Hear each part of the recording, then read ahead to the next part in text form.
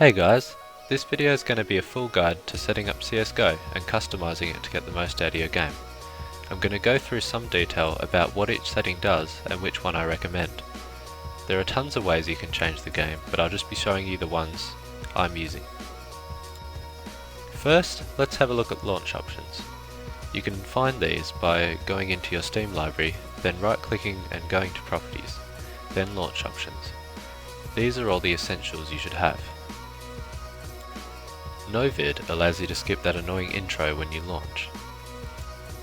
The High command sets the game as a high priority program. Threads 4 makes the game use more of your processor threads. It can't use any more than 4. Tick rate 128 will create a better quality server when you're hosting a LAN game or playing with bots. Plus MATQ mode 2 forces multi-core rendering, because sometimes people have this turned on in their video settings but it's not actually working. Press OK once you're done with that. Next, let's open the game and go through the options.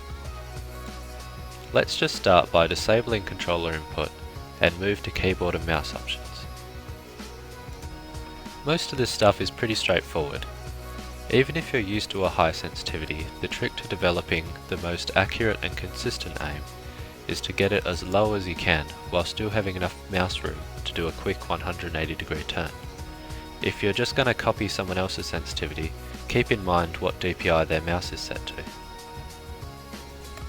Leave zoom sensitivity on 1, so you don't have to learn two different mouse speeds. Raw input ensures that your mouse movement isn't being altered by anything other than the game. You always want to put mouse acceleration off, because it makes your sensitivity change depending on how fast you move your mouse. This will make learning muscle movements for consistent aim almost impossible. Keyboard binds don't really matter as long as the important ones are on keys that don't make your hand move too far. Now let's move on to game settings. Disable instructor message to avoid annoying pop-ups telling you how to play the game, and make sure developer console is enabled. And don't worry about the crosshair because we'll change that later in the video. I recommend setting the HUD scale to max and just choose whatever colour you like. Setting the background alpha to 0 will remove the black box around the health and ammo bar, and setting it to simple will reduce a bit of clutter. If the bomb icon is in your inventory, you're less likely to forget that you have it. The mini scoreboard can be set at the top or bottom of your screen, but set it to show just player count, so it takes up less space. Use all of these team options so you have less cluttered words around your screen. Disabling the automatic killer replay means you don't have to watch yourself getting killed every time you die in a casual game. You should turn off switched weapons on pickup, so you never randomly pull out that empty rifle you just ran over when shooting at someone with your pistol. We're also going to change the view model later on, so don't worry about that. And always show inventory is just personal preference. While it's turned off, it'll just fade off your screen while you're not using it. Now down the bottom are the radar settings I recommend. You can have a size a bit bigger than this, but 0.4 is about the sweet spot, where you can see enemies without it being too zoomed out. Now let's go on to the video settings. 1.6 brightness is the best because it lets you see people hiding in dark corners. Now, people use 3 different types of resolutions, each having their pros and cons. 16:9 lets you have a wider field of view so you can see more of the map at once. The most popular resolution for this is 1920x1080. 4:3 with black bars gives you smaller space to focus on and helps you concentrate where you're aiming. The most popular resolution for this is 1024x768. And 4:3 stretched makes enemies a wider target and helps when holding angles or peeking small gaps. The most popular resolution for this is 1280x960. For display mode, usually use full screen, but if you're on a laptop or a cheap monitor that gives you bad screen tearing when you move around, this can usually be fixed by setting it to full screen windowed. Now I'll walk you through the advanced video options. Your choices may be a bit different depending on whether you're trying to make the game look fancy or run smoother. So, global shadow quality changes how many shadows there are and how much detail they have. Model and texture detail changes the detail of things like guns and enemy players. Effect detail changes things like blood splatter and bullet holes. Shader detail gives the game more immersive lighting, adding things like reflections and shiny guns. Multi-core rendering uses more of your processor to run the game. We've already enabled that through the launch options. MSAA smooths off the jagged edges. 4 times is about the sweet spot. It should make your game look smooth without chewing up too much FPS. Texture filtering affects the quality of the textures. Turning it up will make stuff like cracks and paint on the walls more detailed, and turning it down will make surfaces look smoother. The last 3 should always be disabled. FXAA makes edges blurry rather than smooth. VSync is supposed to stop screen tearing, but it limits your FPS and creates mouse delay. And motion blur is just distracting and blocks your vision. Finally, onto audio settings.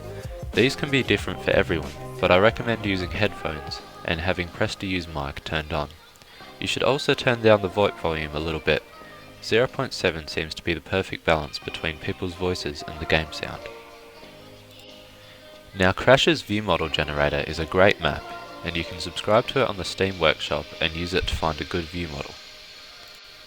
So in here you can change the X, Y and Z coordinates of your hands, as well as the field of view and movement amount.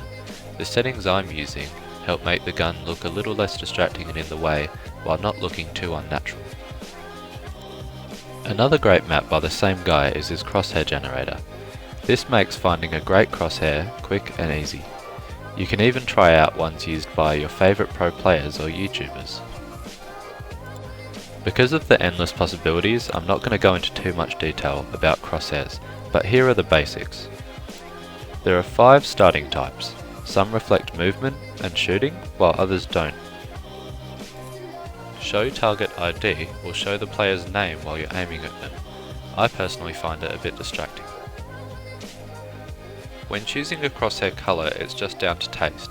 However, you should avoid using colours that are used in the maps, so that your crosshair always stands out. And setting your crosshair alpha to the maximum of 255 will stop it from being transparent and blending through the map.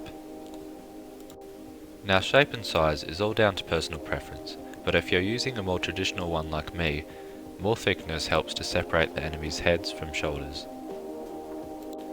So now that we're done with all that, the last thing to do in the game is just to go through all the menus and set everything up the way you want it to be every time you play. Once you're done, close the game. Now we're going to set up an AutoExec. This file will allow you to load all the settings you just changed, as well as some extras instantly.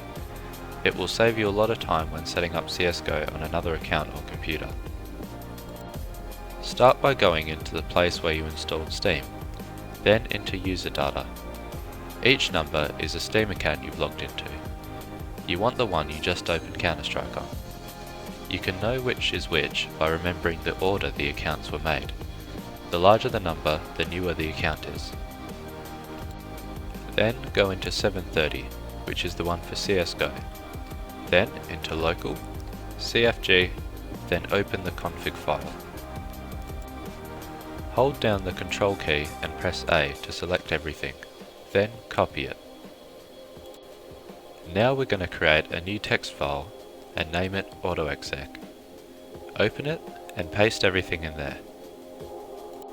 You can change some extra settings now. Hold down Ctrl and F to search for these next lines.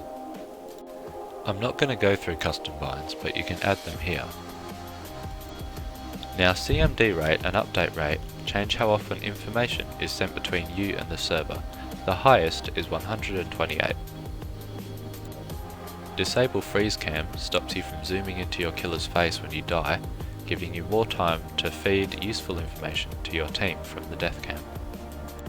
Disable MOTD blocks ads from playing in custom servers. Force preload loads the whole map before joining the game. to help avoid FPS drops due to loading parts while playing. NetGraph will show technical information about the game's performance at the bottom of the screen. I have mine turned off, but you can change its size and position here. Setting draw traces first person to 0 will hide your bright bullets flying through the air.